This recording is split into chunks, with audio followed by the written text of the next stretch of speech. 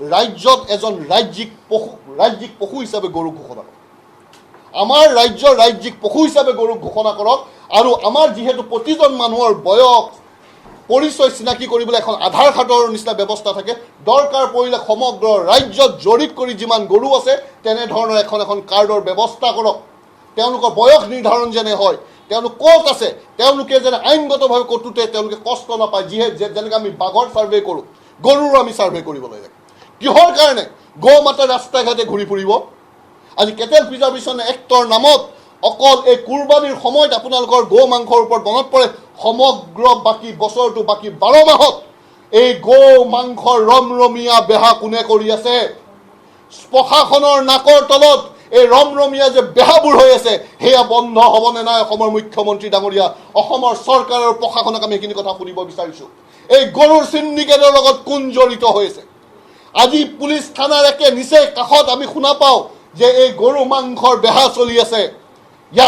ইয়াৰ ভিতৰত কোন আছে আমি জানিব বিচাৰিছোঁ।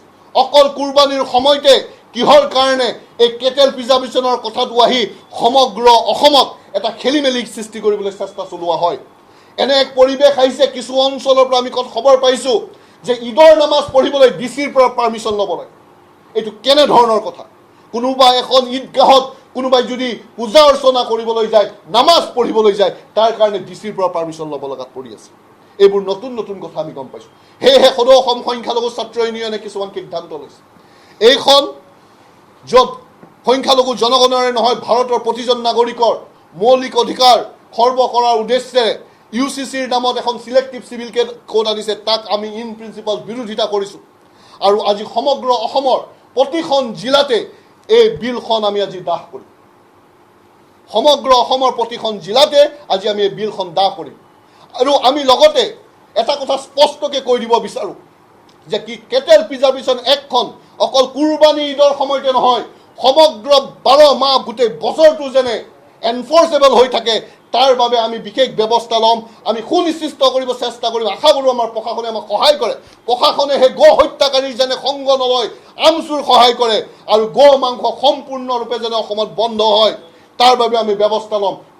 কোনোৱে নিজৰ মাতৃ গৰুক নামত বেহা যেনে কৰিবলৈ নোৱাৰে, গৰু বজাৰত কোনোৱে কিনি লৈ যায় যেন তাক কটল কৰিবলৈ নোৱাৰে, তাৰ ব্যৱস্থাও আমি ল'ম। আমি প্ৰশাসনৰ পৰা সহায় বিচাৰিছোঁ। আমি প্ৰশাসনক লিড দিম যে কেটেল প্ৰিজাৰ্ভেশ্যন এক্ট সম্পূৰ্ণৰূপে দফাই যেনে প্ৰযোজ্য হয়, এনফৰ্চ হয়, তাৰ বাবে যিখিনি যাৱতীয় সহায় কৰিব লাগে, আমচুৰ প্ৰতিজন সদস্য অসমৰ বিভিন্ন কোণত সহায় কৰিব।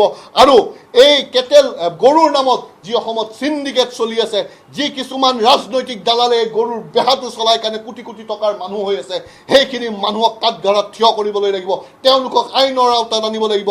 কিয় কেটেল প্ৰিজাৰ্ভেশ্যন এক্ট ভায়লেট কৰি কাৰণে তেওঁ সমগ্ৰ অসমত আমাৰ হিন্দু ধৰ্মাৱলম্বী লোকৰ লগতে আমাৰ প্ৰতিজন লোকৰ কিহৰ কাৰণে আৱেগ আঘাত কৰি আছে, দেশৰ আইন এখনৰ বিৰুদ্ধে তেওঁলোকে কিয় গৈ আছে?